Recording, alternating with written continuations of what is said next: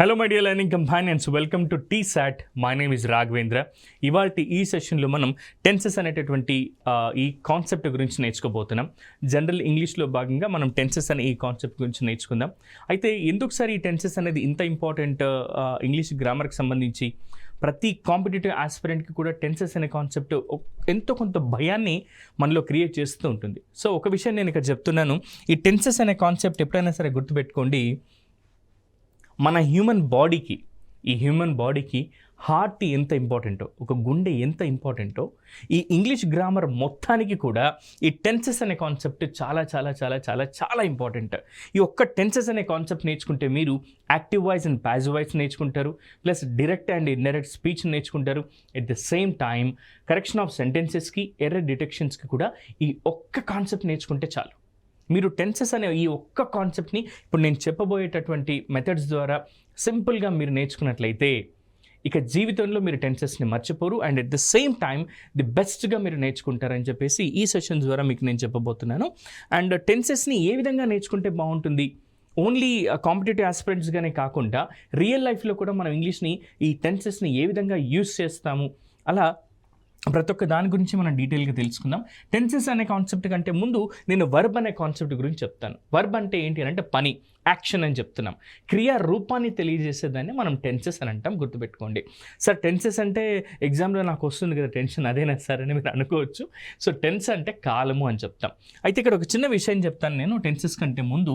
ఇక్కడ ఒక సెంటెన్స్ మనం తీసుకున్నట్లయితే అందులో ఒకసారి చూడండి, ఐ యామ్ ఈటింగ్ బిర్యానీ అని ఉంది. ఇందులో యామ్ అనేది ఒక హెల్పింగ్ వర్బ్, ఈటింగ్ అనేదేమో వర్బ్ యొక్క 4వ రూపం అని చెప్పి చెప్తాము. దీన్నే ప్రజెంట్ ప్రోగ్రెసివ్ ఫామ్ అని, లేదా ప్రజెంట్ కంటిన్యూస్ టెన్స్ అని చెప్పి మనం ఫామ్ అని కూడా చెప్తూ ఉంటాం. ఇది మెయిన్ వర్బ్ అవుతుంది ఈటింగ్ అనేది. మరి ఇక్కడ ఉన్నటువంటి యామ్ ఏమవుతుంది సార్ అంటే ఇది హెల్పింగ్ వర్బ్ అవుతుంది. నెక్స్ట్ షీ ఈట్స్ బిర్యానీ అని ఉంది. ఇందులో కేవలం మెయిన్ వర్బ్ మాత్రమే ఉంది, ఈట్స్ అని ఉంది డైరెక్ట్గా. అలా కాకుండా షీ డస్ ఈట్ బిర్యానీ అని చెప్పి మనం రాయొచ్చు. ఏమైనా తప్పు ఉందా అందులో? లేదుగా. షీ డస్ ఈట్ బిర్యానీ అన్న ఒకటే, షీ ఈట్స్ బిర్యానీ అన్న కూడా ఒకటే. ఇక్కడ మాత్రం ఈట్ అనేదేమో మెయిన్ వర్బ్ అవుతుంది, డస్ అనేది ఎందుకు సార్ అంటే డూ ఫామ్ కాబట్టి ఇది హెల్పింగ్ వర్బ్ అవుతుంది. ఇక్కడ మెయిన్ వర్బ్, హెల్ప్ వర్బ్ గురించి మీరు తెలుసుకున్నారు కదా.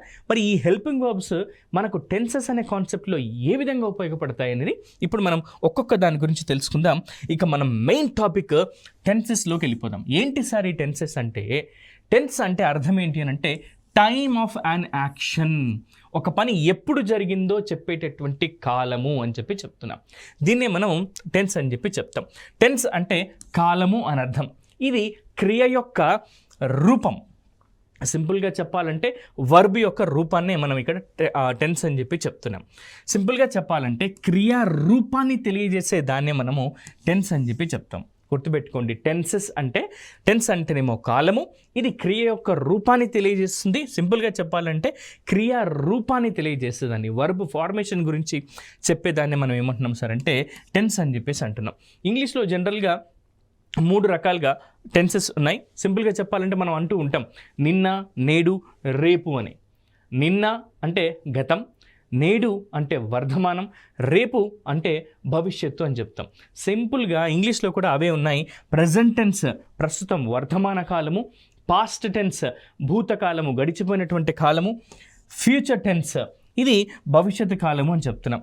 సో సింపుల్గా దీన్ని మన కాంపిటేటివ్ ఆస్పిరెంట్స్కి తగ్గట్టుగా చెప్పుకోవాలంటే ఇన్ని రోజులు మీరు ఇంగ్లీష్లో తక్కువ మార్కులు వస్తున్నాయి, ఇంగ్లీష్లో తక్కువ మార్కులు రావడం వల్ల మేము ఇంగ్లీష్లో క్వాలిఫై అవ్వలేకపోతున్నాము, మంచి జాబ్ ఉద్యోగ అవకాశాన్ని కోల్పోతున్నాం అని చెప్పేసి మీరు మదన పడుతూ ఉన్నారు. అది మీ పాస్ట్ టెన్స్. ఇప్పుడు మీకు TSAT ద్వారా ఇంత చక్కటి విలువైనటువంటి కాన్సెప్ట్స్ని, క్లాసెస్ని మీరు వింటున్నారు. ఇది మీ ప్రజెంట్ టెన్స్. ఈ పాఠాలని విని వీటిని అర్థం చేసుకొని ప్రాక్టీస్ చేసి రేపు భవిష్యత్తులో మీరు పరీక్షల్లో ది బెస్ట్ మార్క్స్ తెచ్చుకొని మీరు కలలకన్నా ఉద్యోగాన్ని సాధిస్తారు. అది మీ ఫ్యూచర్ టెన్స్. సో నిన్న, నేడు, రేపు అనేటటువంటి కాన్సెప్ట్ని మనం present tense, past tense and future టెన్స్గా తెలుసుకుంటున్నాం. అయితే ఈ present tense, past tense, future టెన్స్ని మనం ఏం చేస్తాం సార్ అంటే మళ్ళీ వీటిని 4 సబ్ టెన్సెస్గా డివైడ్ చేస్తాం. ఒక్కొక్క దానికి కూడా మళ్ళీ 4 సబ్ టెన్సెస్ అనేవి ఉంటాయి. ఇలా మొత్తంగా మనము 12 రకాల సబ్ టెన్సెస్ నేర్చుకుంటాం. 3 రకాల టెన్సెసే, కానీ మళ్ళీ ఏం చేస్తున్నాం సార్ అంటే ప్రజెంట్ టెన్స్లో 4 రకాలుగా, పాస్ట్ టెన్స్లో 4 రకాలుగా, ఫ్యూచర్ టెన్స్లో 4 రకాలుగా డివైడ్ చేసుకుని మనం ఈ టెన్సెస్ని నేర్చుకుంటున్నాం. ఒకసారి చూద్దాం. ప్రజెంట్ టెన్స్లో సింపుల్ ప్రజెంట్ టెన్స్ అని ఉంటుంది మొదటిది. నెక్స్ట్ ప్రజెంట్ కంటిన్యూస్ టెన్స్ అని ఉంటుంది. మూడవది ప్రజెంట్ పర్ఫెక్ట్ టెన్స్ అని ఉంటుంది. ప్రజెంట్ పర్ఫెక్ట్ టెన్స్ అనేది ఉంటుంది. నెక్స్ట్ ఈ రెండింటిని కలిపితే వచ్చేది ప్రజెంట్ కంటిన్యూస్ మరియు ప్రజెంట్ పర్ఫెక్ట్ని రెండింటిని కలిపితే వచ్చేది ప్రజెంట్ పర్ఫెక్ట్ కంటిన్యూస్ టెన్స్ అని ఉంటుంది. ఇదే టైప్ ఆఫ్ సబ్ టెన్సెస్ని మళ్ళీ పాస్ట్ టెన్స్ కూడా ఉంటాయి. Simple past tense, past continuous tense, past perfect tense, ఈ రెండింటిని కలిపితే వచ్చేది పాస్ట్ పర్ఫెక్ట్ కంటిన్యూస్ టెన్స్ అని ఉంటాయి. ఇక ఫ్యూచర్ టెన్స్ ఉంది.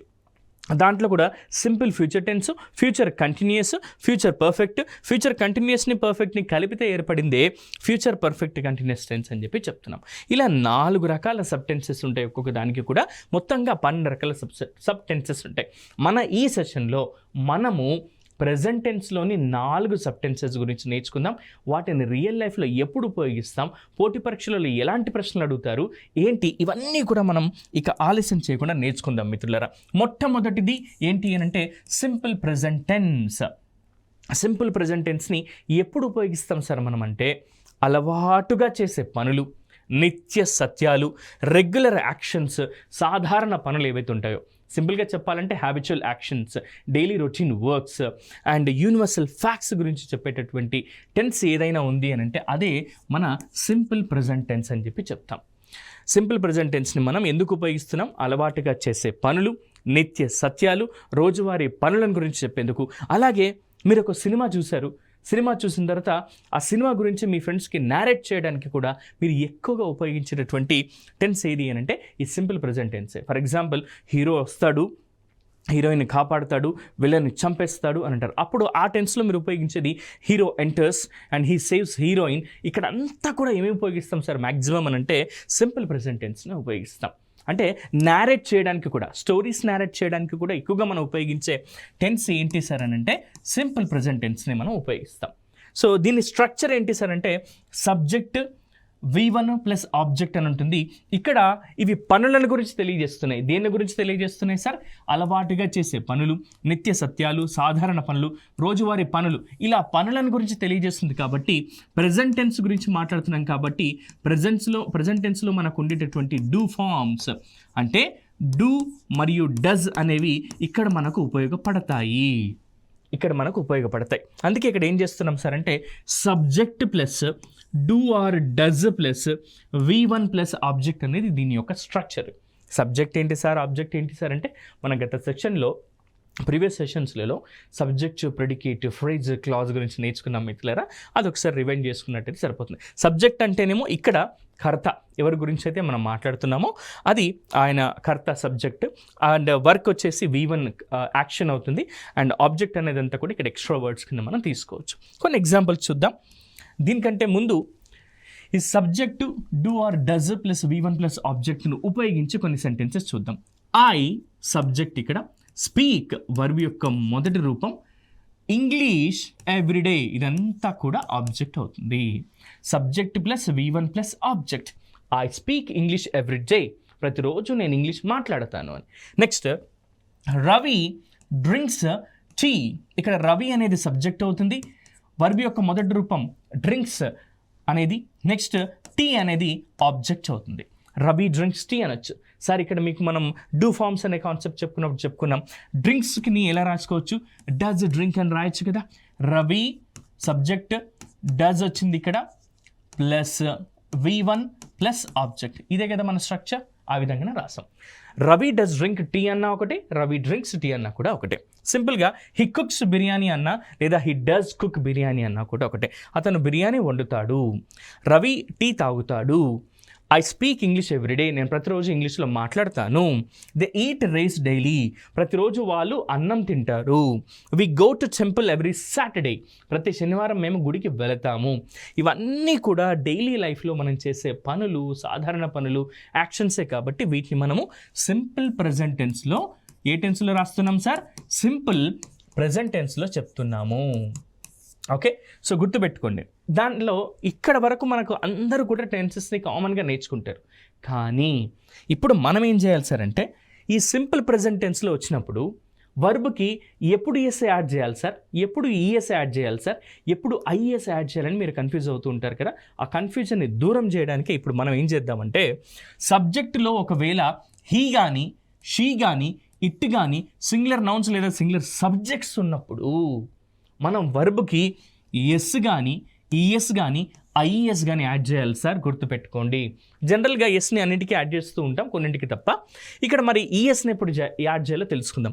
ఇన్ కేస్ ఎప్పుడైనా ఒక వర్బ్ చివరన వర్బ్ అంటే ఈ మన first form of the verb చివరిలో సిహెచ్ కానీ ఎస్హెచ్ కానీ ఎస్ కానీ ఎస్ కానీ ఓ కానీ ఎక్స్ కానీ ఉన్నట్లయితే అప్పుడు మనము ఈఎస్ యాడ్ చేస్తాం వర్బ్కి, గుర్తుపెట్టుకోండి.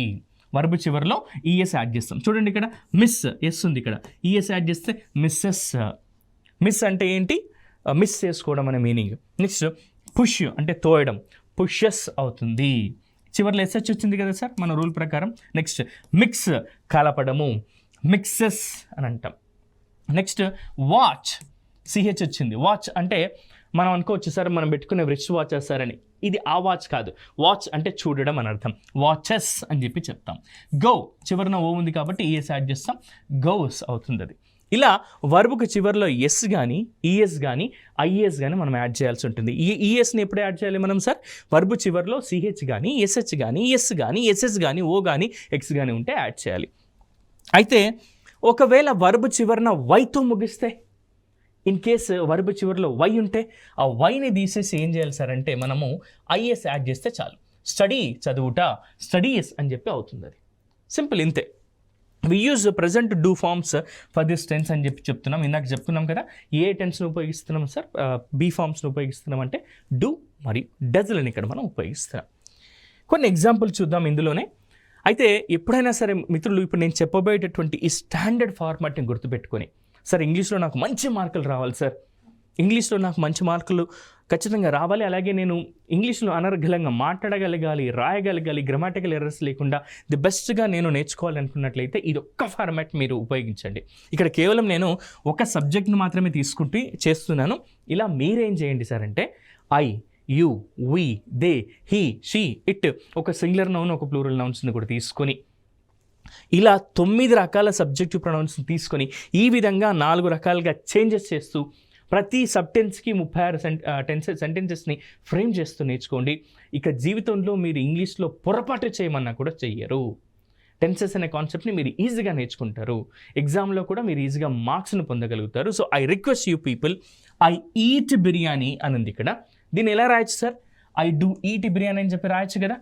ఇది ఏ టెన్స్ సార్ అంటే, సెంటెన్స్ సార్ అంటే పాజిటివ్ సెంటెన్స్. తింటాను, చేస్తాను, ఉంటాను అంటే పాజిటివ్, చేయను, తినను, ఉండను అంటే నెగిటివ్ సెంటెన్స్ అవుతుంది.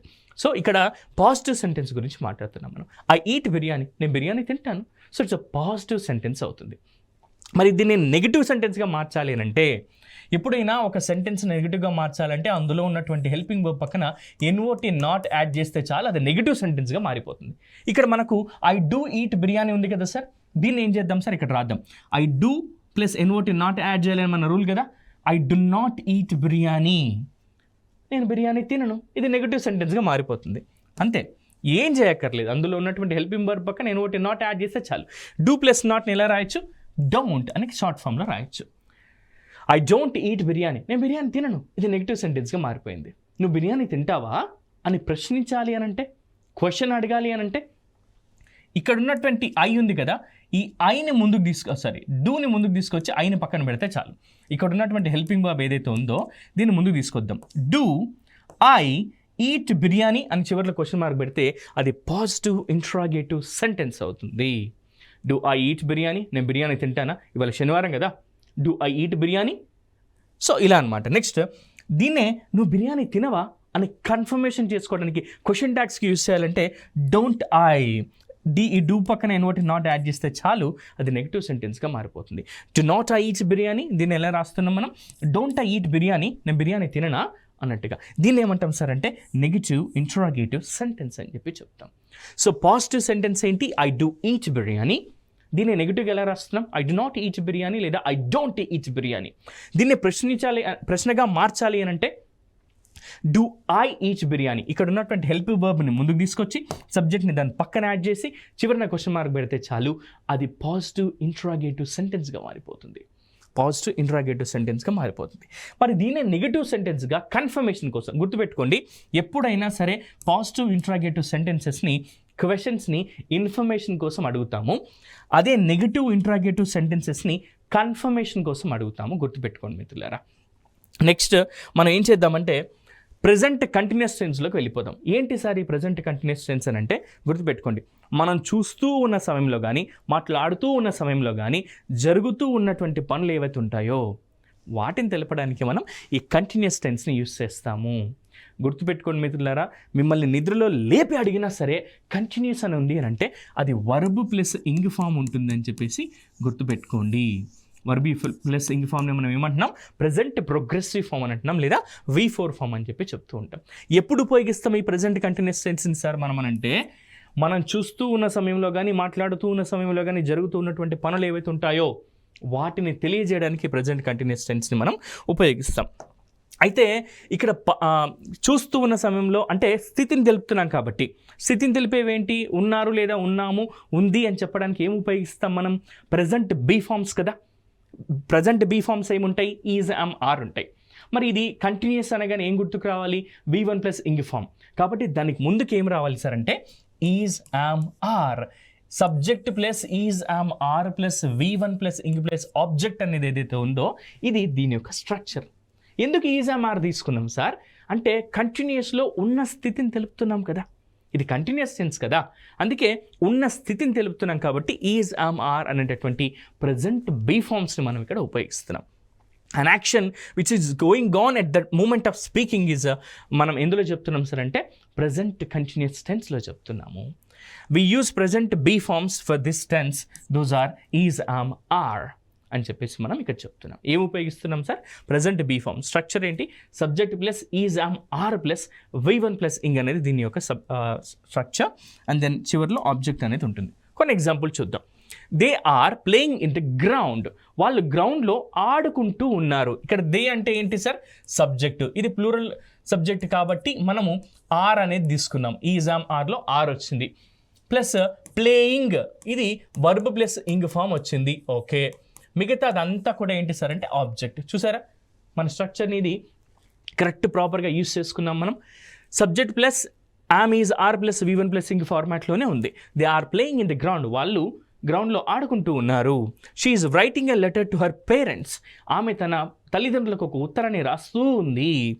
He is teaching a lesson in the classroom, అతడు క్లాస్ రూమ్లో తరగతి గదిలో ఒక పాఠాన్ని చెబుతూ ఉన్నాడు. They are watching a movie in their home now, వాళ్ళు వాళ్ళ ఇంట్లో ఇప్పుడు ఒక సినిమాను చూస్తూ ఉన్నారు అని. సో ఈ విధంగా గనక మీరు నేర్చుకుంటే స్ట్రక్చర్ని బేస్ చేసుకొని, అలాగే మళ్ళీ ఈ సెంటెన్సెస్ని మనం ఏం చేయాలి సార్ అంటే పోటీ పరీక్షలలో మీరు గుర్తుపెట్టుకోండి. సార్ ఒకవేళ ఈ ఫార్మాట్లో ఉండి ఏమైనా క్లూ వర్డ్స్ ఉంటాయా సార్ అంటే, ఇదిగోండి సార్ ఇవి మీకు వచ్చేటటువంటి క్లూ వర్డ్స్. ఇక్కడ ఉన్నటువంటి క్లూ వర్డ్స్ని చూడండి మిత్రులారా. నౌ అనుండి subject plus is, am plus is, am, are plus V1 plus ing plus object స్ట్రక్చర్లో ఉన్నట్లయితే నౌ అని, ఎట్ ప్రజెంట్ అని, look I'm talking to you, ఇక్కడ ఏం ఉపయోగించాను నేను, లుక్ తర్వాత I am talking to you, present continuous టెన్స్ని యూస్ చేశాను. అదే listen I am talking to you, don't disturb I'm studying, don't disturb నేను చదువుకుంటున్నా నన్ను డిస్టర్బ్ చేయదు, don't disturb I yam studying అంటున్నాం. ఇవన్నీ కూడా ఈ క్లూ వర్డ్స్ తర్వాత వచ్చేవన్నీ కూడా ఏముంటాయి సార్ అంటే ప్రజెంట్ కంటిన్యూస్ టెన్స్లోని సెంటెన్సెస్ ఉంటాయి. అందుకే ఒక సెంటెన్స్ ఇచ్చి అది ఏ టెన్సో గుర్తుపట్టండి అని అడిగినప్పుడు ఇలాంటి క్లూ వర్డ్స్ అనేవి మీకు హెల్ప్ అవుతాయి.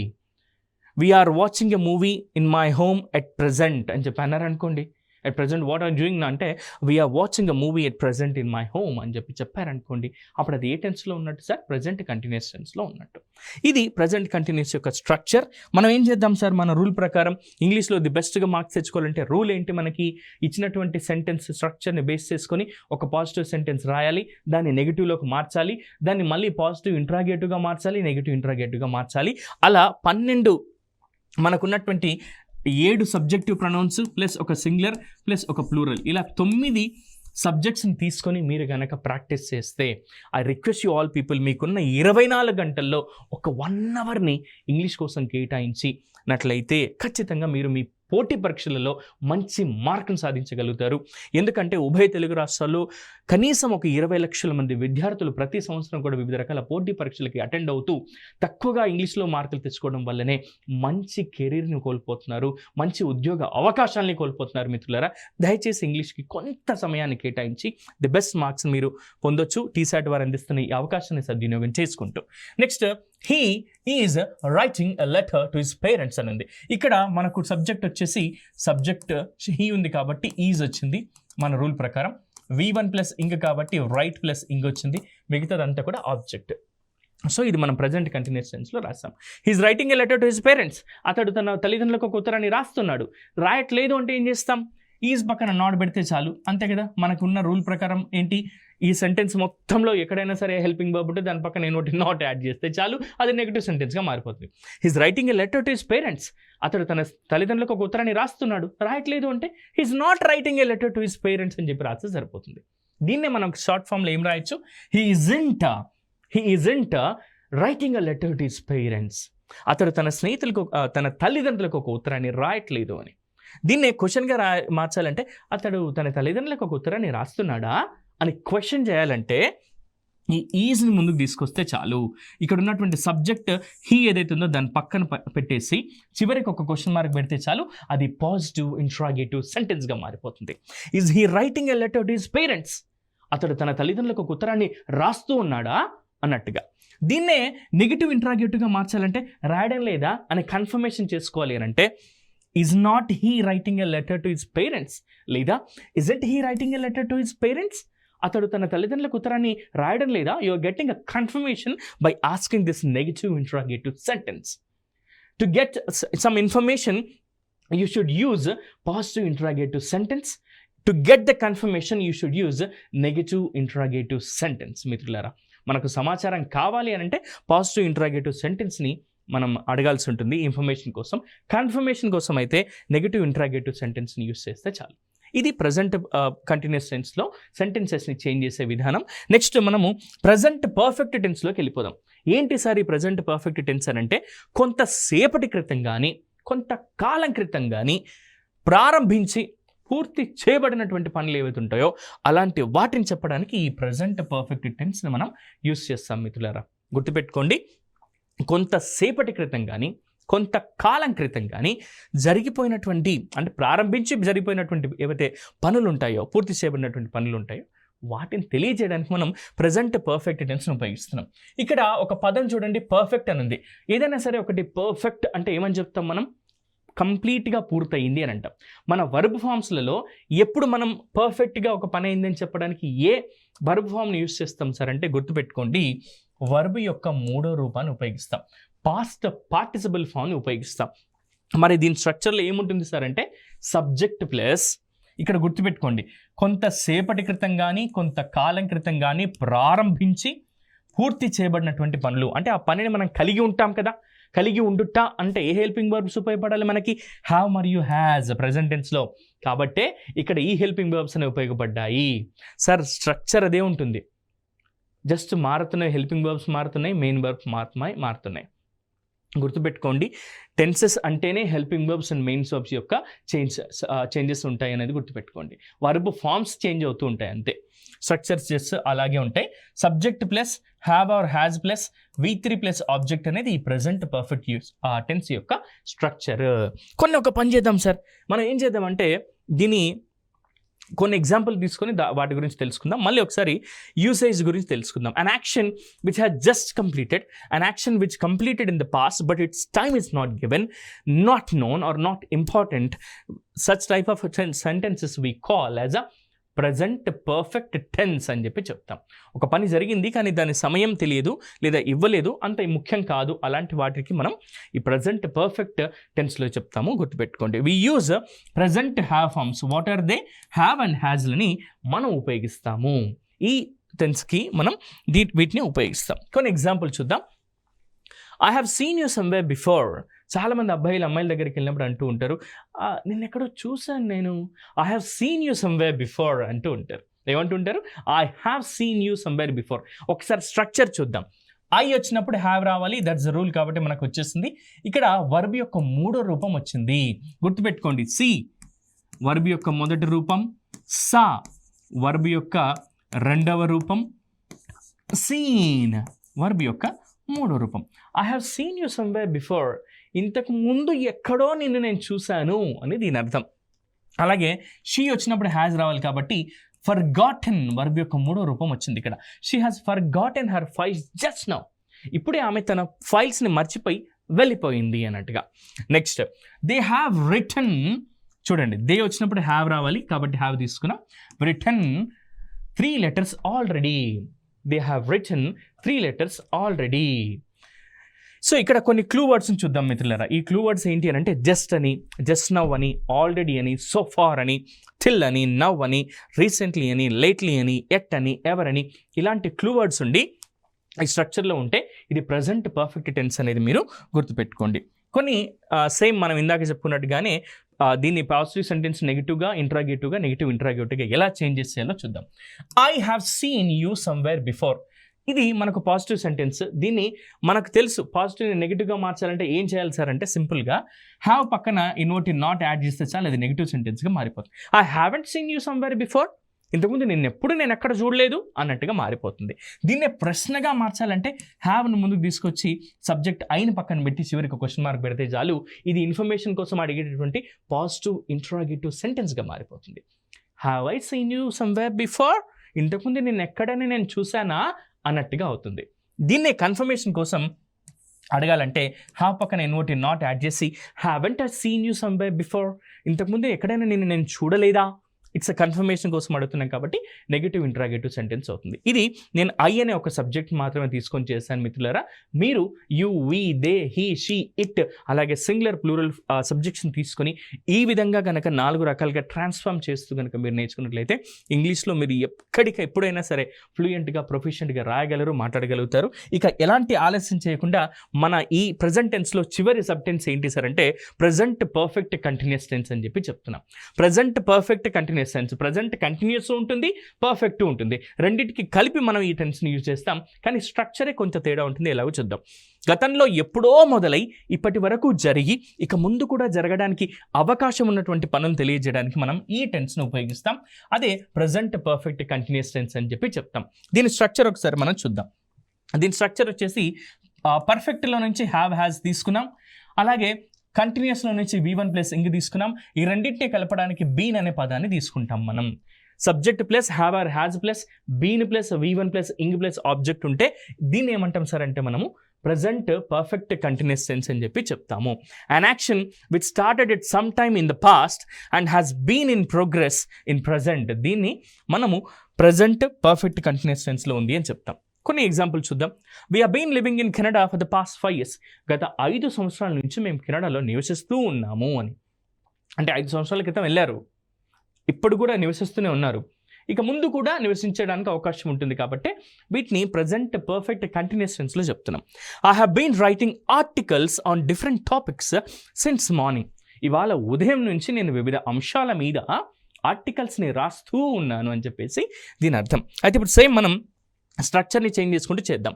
He has been studying in the library for 3 hours, అక్కడేమో సిన్స్ మార్నింగ్ అన్నాము ఎందుకంటే ఇది పాయింట్ ఆఫ్ టైం కాబట్టి, ఇది ఫర్ 3 hours అంటున్నాం, ఇది పీరియడ్ ఆఫ్ టైం కాబట్టి. Next he has been studying in the library for 3 hours అంటే గత 3 గంటలుగా అతడు లైబ్రరీలో చదువుతూ ఉన్నాడు అని. We have been shopping at this fair for 2 hours, గత 2 గంటల నుంచి ఈ జాతరలో మేము షాపింగ్ చేస్తూ ఉన్నాము అని అర్థం. అయితే దీంట్లో క్లూ వర్డ్స్ ఏముంటాయి సార్ అంటే సిన్స్ అండ్ ఫర్ అని, సిన్స్ లేదా ఫర్ అని, హౌ లాంగ్ అని చెప్పేసి ఇందులో క్లూ వర్డ్స్ ఈ స్ట్రక్చర్లో ఉండి ఈ క్లూ వర్డ్స్ ఉంటే అది ప్రజెంట్ పర్ఫెక్ట్ కంటిన్యూస్ టెన్స్లో ఉందని మీరు ఎగ్జామ్ పాయింట్ ఆఫ్ వ్యూలో గుర్తుపెట్టుకోండి. ఒక ఎగ్జాంపుల్ సేమ్ మనం ఇందాక ఎలా అయితే చేంజ్ చేస్తామో అలా చేంజ్ చేద్దాం. We have been living in Canada for the past 5 years అని ఉంది. ఇక్కడ మనకు తెలుసు ఏం చేయాల్సిన అవసరం లేదు. పాజిటివ్ సెంటెన్స్ నెగిటివ్ చేయాలంటే హ్యావ్ పక్కన ఇన్వర్టి నాట్ పెడితే చాలు. We have not been living in Canada for the past 5 years, గత 5 సంవత్సరాల నుంచి మేము కెనడాలో నివసించడం లేదు. వీ హ్యావ్ నాట్ అని అవుతుంది. హ్యావ్ ప్లస్ నాట్ మనం ఏమంటాం సార్, హ్యావెంట్ అంటాము. We haven't been living in Canada for the past 5 years, ఇది నెగిటివ్ సెంటెన్స్గా మారుతుంది. మరి దీన్నే క్వశ్చన్గా మార్చాలంటే have we been living in Canada for the past 5 years, గత 5 సంవత్సరాల నుంచి మనం కెనడాలో నివసిస్తున్నామా అని. దీన్ని నెగిటివ్ ఇంట్రాగేటివ్గా మార్చాలంటే హ్యావ్ పక్కన నాట్ పెడితే చాలు, కన్ఫర్మేషన్ కోసం యూస్ చేస్తున్నాం. Haven't we been living in Canada for the past 5 years? గత 5 సంవత్సరాలుగా మనం కెనడాలో నివసించడం లేదా అని అడగాల్సిందనమాట. ఇది మనము ఇక్కడ ఏం చేస్తాం సార్ అంటే పీరియడ్ ఆఫ్ టైం గురించి చెప్తున్నాం. ఇప్పుడు ఒక పాయింట్ ఆఫ్ టైం గురించి కూడా తీసుకొని చెప్దాం. Next, he has been studying in the library for 3 hours అనేది ఇక్కడ డ్యూరేషన్ చెప్తున్నారు. దీన్ని నెగిటివ్గా మార్చాలంటే హ్యాస్ పక్కన నాట్ పెడితే చాలు. హీ హ్యాస్ నాట్ బీన్ లేదంటే he hasn't been studying in the library for 3 hours. So ఇది మనం చదవట్లేదు అని నెగిటివ్ సెంటెన్స్గా. దీన్నే ప్రశ్నగా మార్చాలంటే has he been studying in the library for 3 hours? గత 3 గంటలుగా అతడు లైబ్రరీలో చదువుతూ ఉన్నాడా అన్నట్టుగా. దీన్ని నెగిటివ్గా మార్చాలంటే hasn't he been studying in the library for 3 hours? గత 3 గంటలుగా అతడు లైబ్రరీలో చదువుతూ ఉండలేదా అనే కన్ఫర్మేషన్ కోసం అనమాట. ఈ విధంగా గనక 4 రకాలుగా మీరు ట్రాన్స్ఫార్మ్ చేస్తూ సెంటెన్సెస్ని ప్రాక్టీస్ చేసినట్టయితే మిత్రులారా, మీరు ఇంగ్లీష్ని జీవితాంతం మర్చిపోలేరు. ఇంగ్లీష్లో ఎక్కడికి వెళ్ళినా సరే అన్ని రకాల పోటీ పరీక్షలలో మీరు మంచి మార్కులు సాధిస్తారు. టీశాట్ వారు అందిస్తున్నటువంటి ఇంత చక్కటి అవకాశాన్ని మీరు సద్వినియోగపరచుకొని ది బెస్ట్ మార్క్స్ని మీరు స్కోర్ చేసి మీరు కలల కన్నా ఉద్యోగాన్ని సాధించాలని మనస్ఫూర్తిగా ఆశిస్తూ నేను మీ రాఘవేంద్ర. నెక్స్ట్ సెషన్లో మళ్ళీ కలుద్దాం. Thank you.